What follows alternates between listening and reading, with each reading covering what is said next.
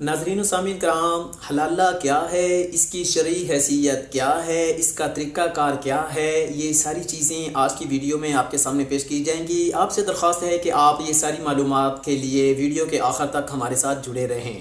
بسم اللہ الرحمن الرحیم۔ السلام علیکم ورحمۃ اللہ وبرکاتہ۔ پیارے ناظرین و سامعین کرام، میں ہوں محمد عرفان اور آپ یوٹیوب چینل دیکھ رہے ہیں وظائف و عملیات۔ آج آپ کے سامنے ایک عجیب اور انوکھا ٹاپک لے کے آیا ہوں۔ آج جس ٹاپک پہ بات کرنے لگا ہوں وہ ہے حلالہ۔ کیا حلالہ جائز ہے یا ناجائز ہے؟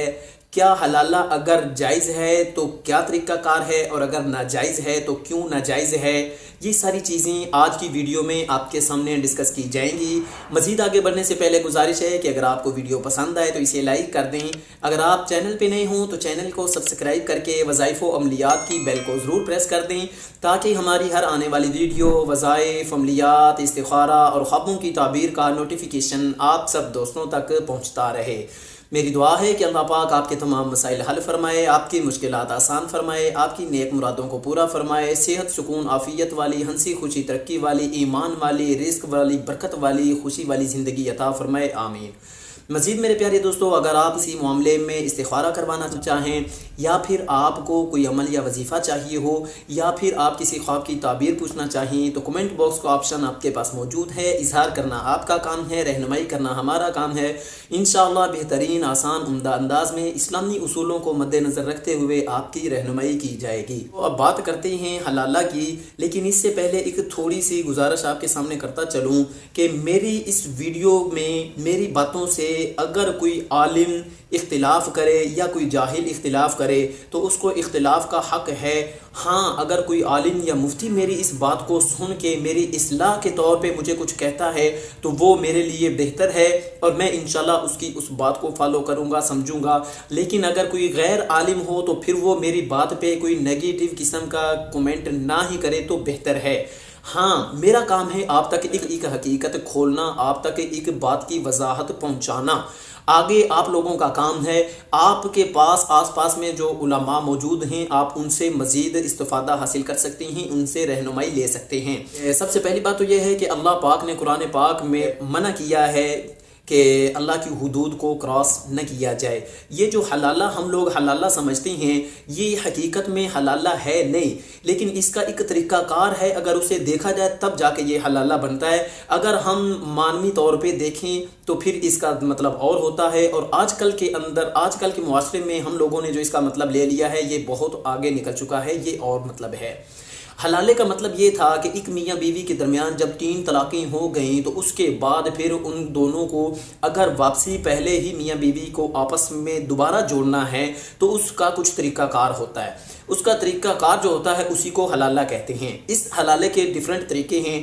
ایک طریقہ اس کا یہ ہے کہ آپ کسی کے ساتھ نکاح کرتے، لڑکی کا عورت کا نکاح آگے کرتے ہیں، اگلے دن پھر وہ آپ رات یہ ملاپ ہوتا ہے اور اگلے دن طلاق ہو جاتی ہے، تو ایسی کنڈیشن میں کیا گیا حلالہ یہ حلالہ نہیں رہتا، یہ حرامہ بن جاتا ہے۔ ایسے حلالے اور حرامے سے پرہیز کیا جائے۔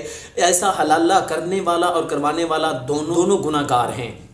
ہاں، اگر بالفرض والمحال میاں بیوی آپس میں اس قدر ہیں کہ ان کے ہاں اولاد بھی ہو چکی ہے، بچے بھی ہیں، اب کسی بھی وجہ سے اگر طلاق ہو گئی ہے اور بچوں کا مستقبل بہتر سمجھتے ہوئے، مستقبل بہتر بنانے کے لیے اگر یہ دونوں آپس میں دوبارہ ملنا چاہتے ہیں تو ان کے لیے پھر ایسا کرنا ہوگا کہ یہ کسی ایسے معتبر شخص کے ساتھ نکاح کیا جائے جو کہ وقت آنے پہ طلاق بھی دے دے۔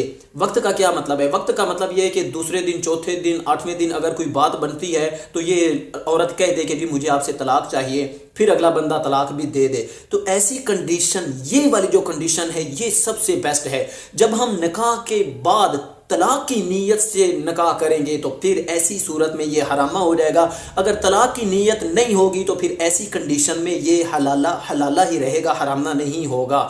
ہاں، ایک بات اور بھی ہے، کچھ لوگ جو ہے یہ حلالہ جو ہے یہ حرامہ حلالہ کرواتے ہیں۔ ان کی میں ایک آپ کو کنڈیشن بتاتا ہوں کہ یہ کیوں کرواتے ہیں۔ یہ اس وجہ سے کرواتے ہیں کہ بعض دفعہ ایسا ہوتا ہے کہ لڑکی اور لڑکے کے درمیان طلاق ہو جاتی ہے، طلاقیں تینوں ہو جاتی ہیں، اب وہ آپس میں چاہتے ہیں کہ ہم آپس میں اکٹھے رہیں۔